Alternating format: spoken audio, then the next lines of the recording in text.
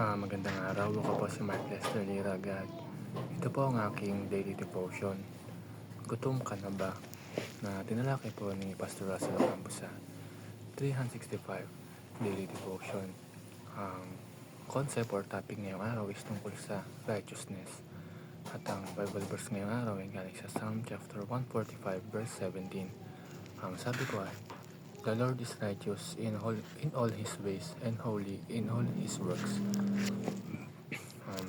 Dito natin makikita na ang Diyos ay hindi lang basta mabuti, kundi siya mismo ang sukatan ng kabutihan at katwiran. Kung gusto natin malaman kung ano ang tama at mali, titingnan natin kung ano ang sinasabi ng Diyos at kung ano ang kanyang um, likas na katangian. Kapag narinig natin ang salitang righteousness, ibig sabihin nito ay yung paumuhay na ayon sa pamantayan ng Diyos. At gaya ng nabanggit sa ating devotion book, ang righteousness ay parang pagkain at tubig. Kailangan itong hanapin at asamin kasi hindi tayo mabubuhay nang wala nito. Katulad ng gutom sa tiyan kapag da- katulad, sa, katulad ng gutom sa tiyan, dapat ganoon din ang gutom natin sa katwiran ng Diyos. At ito ang tatlong teachings ngayong araw. Ang first teachings is God will not tolerate evil forever. Malinaw po na hindi magtatagal ang kasamaan dito sa mundo. Pwede ngayon makikita natin parang umuulan ng masamang gawa. Pero tandaan natin ay may hangganan ng lahat.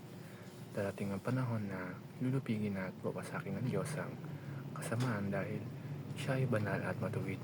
Kaya huwag tayong masilaw sa pansamantalang kasiyahan at kasiyahan ng kasalanan dahil hindi ito magtatagal.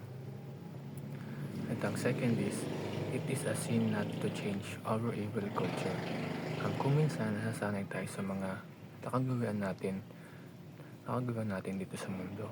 Pero tandaan natin, kung alam nating mali at nanatili tayong tahimik, kasalanan pa rin iyon sa harap ng Diyos.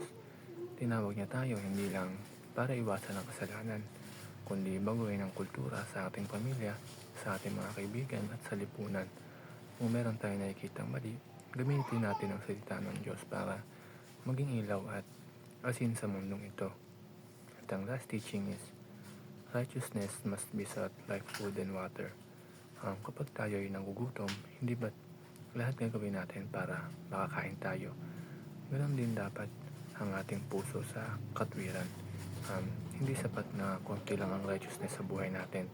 Dapat tuloy-tuloy. Kasi kasi ito ang nagpapanatili sa ating matatag sa pananampalataya. Ang katwiran ay hindi lang idea kundi lifestyle na makikita sa ating salita, gawa at paikutungo sa kapwa. Yun lamang po.